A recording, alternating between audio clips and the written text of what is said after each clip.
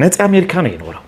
አሜሪካ እስከምናውቀው ድረስ ልጆች፣ ቤተሰብ፣ ህይወት፣ ትዳር፣ ኑሮ የነበረው ሰው ነውና አሜሪካ ላይ በጣም በተደጋጋሚ መሄድ እድል የነበረው ሰው ህክምናው ህንድ ነው የተደረገው። ለምን ሄዶ አሜሪካ መታከም አይችልም ነበር በወቅቱ ወይስ ምንድነው? አው የዛሬ 4 አመት ገደማ አካባቢ አሞት ነበር፣ ወደቀ ተባለና ይሄ አሁን አይሲኤምሲ ሆስፒታል ገባ ማለት ነው። እኛ ይዛኔ ወደ ቁልቢ ነበርኩኝ እኔ፣ ተደወለልኝ እዛ። ከዛ ያንጀት መድማት ነው የተባለው ይዛኔ ለኔ እንደነገረኝ የእሱን ህክምና ያኔ ነገረኝ። አንጀቴ ደምቷል፣ እየደማ ነው አሉኝ አለ። ከዛ ያው በጣም አወራን። ከዛ በፊት እንትን አንልም፣ እንዴት ነው ምን ይሻላል ታዲያ ሂድና እዛ ጥሩ ህክምና አለ እዛ መታከም አለብህ ተባለ። ብዙም አልቆየም አሜሪካን ሀገር ሄደ። የዛሬ 4 አመት 4 አመት ገደማ አካባቢ ነውና ሄደ። እዛ ሄዶ መልሶ እዛም ወደቀ አሜሪካ ውስጥ። አሜሪካ ቤት ውስጥ ወደቀብኝ አለች። ሐኪም ቤት ገባ። እዛ እንደምታውቀው አስተማሚ ምናምን ብዙ የለም፣ ስራ ነው እና እዛ ያልተመቻቹለት ነገሮች ነበሩ። ምንድናቸው ያልተመቻቹለት ነገሮች በወቅቱ? ለኔ የነገረኝ በጣም አዝኗል። ብቻ እዛ ጋር ጥሩ ነገር አላገኘም።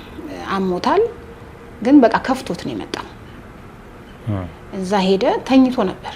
ተኝቶ እዛ ነው ጉበት ነው ብለው ያሉት ማለት ነው። ጉበቱ እንትን ብሏል ምናምን እና ከዘር ነው አለ ምናምን። ብቻ ትንሽ ተጋጩ ሁለቱ። ማናቸው የተጋጩ? ባልና ሚስቶቹ ማለት ነው። ነፃነትና የነፃነት ሚስቱ ባለቤቱ ተጋጭተው ደወሉልኝ ለኔ ማለት ነው። ሲደውሉኝ እሱ መቀየር አለበት አይነት ነው፣ ወረፋ ያዝ ምናምን ሲባል ምናወራው እኔ አይ ምናወራው ነገር አለ ስመጥቼሽ ከዛ ወረፋውን ይዤ እመጣለሁ ምናወራው ነገር አለ አለኝ ለኔ ማለት ነው።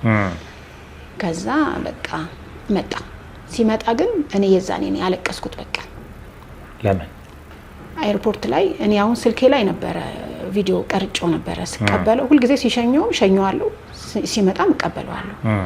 ሳየው በቃ በጣም የሚያሳዝን ሆኖ ነው ያገኘሁት። በቃ አሁን ቪዲዮ ላይ አንዳንዴ በጣም ደክሞት ማለት ነው የደከመው ሰዓት የሆነ ጠባሳ ፊቱ በጣም ተጠብሶ ከንፈሩ ለምጽ ሆኖ በጣም የሚያሳዝን፣ ሆዱ አብጦ እግሩ አብጦ በጣም በስቃይ ነው የመጣው። ተንቀጠቀጥኩ በቃ እኔ። ከዛ ወንድሜ ታናሼ ነበር፣ ፊቱ እንዳታለቅሽ ምናምን ብሎኝ ተደብቄ መኪና ውስጥ አለቀስኩ። መቅረጽ ራሱ አልቻልኩም። ከዛ ቤት ሄድን፣ ሁሉም መጡ። ጸጉር ቆራጩ መጣ፣ እግሩን እያሸን በበረዶ ምናምን በቃ አቢ እና አቢ ነበረ። አቢ ምግሩና ምናምን በቃ ምናምን ብለን እዛ ጋር በቃ አወራን። ከዛ በኋላ ነው እንትን ማለት አለ ተመልሼ ወደ አሜሪካ አልሄድም ማለት ነው። ተመልሼ ወደ አሜሪካ አልሄድም ማለት ለምንድን ነው ተመልሶ ወደ አሜሪካ ያልሄደበት ምክንያቱ?